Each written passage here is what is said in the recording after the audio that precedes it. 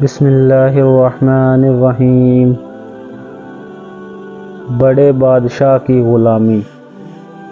ایک وزیر نے اچانک بادشاہ کی وزارت چھوڑ دی اور گھر جا کر اللہ کی عبادت میں مشغول ہو گیا۔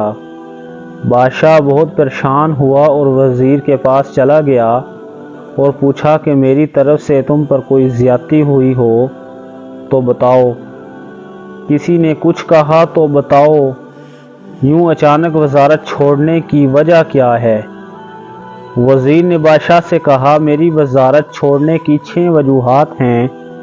نمبر 1، تم بیٹھے رہتے ہو اور ہم آپ کے ادب میں کھڑے رہتے ہیں، اور اب میں جس بادشاہ کا غلام ہوں اس کے عبادت یعنی نماز میں بھی بیٹھنے کا حکم ہے۔ نمبر 2، تم کھاتے رہتے ہو اور ہم کھڑے دیکھتے رہتے ہیں، اور اب میں جس بادشاہ کا غلام ہوں وہ بھوک سے خود پاک ہے لیکن ہمیں پیٹ بھر کر کھلاتا ہے۔ نمبر 3، تم سوئے رہتے ہو اور ہم جاگتے رہتے ہیں اور تمہاری حفاظت کرتے ہیں۔ اب میں جس بادشاہ کا غلام ہوں وہ نیند سے پاک ہے، وہ جاگتا ہے، میں سوتا ہوں تو میری حفاظت بھی کرتا ہے۔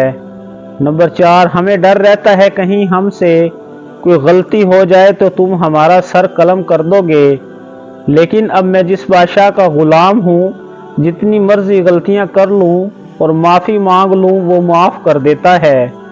نمبر 5، ہم تم سے کچھ مانگتے تھے تم اپنی حیثیت کے مطابق دیتے تھے اور کبھی کبھی انکار بھی کر دیتے تھے اور یاد بھی کراتے رہتے تھے کہ تمہیں میں پہلے بھی بہت کچھ دے چکا ہوں، لیکن اب میں جس بادشاہ کا غلام ہوں میں اس سے جو بھی کچھ مانگتا ہوں وہ فوراً عطا کر دیتا ہے، کبھی کہتا بھی نہیں کہ پہلے بھی تمہیں بہت عنایت کر چکا ہوں۔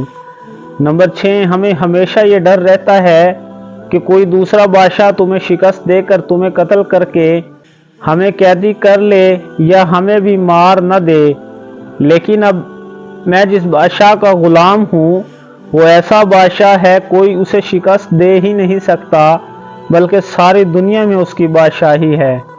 بادشاہ وزیر کا جواب سن کر لاجواب ہو گیا اور کہا کہ یقیناً تم نے سب سے بڑے بادشاہ کی غلامی اختیار کر لی ہے اور میں بھی کوشش کروں گا کہ اسی کا غلام رہوں۔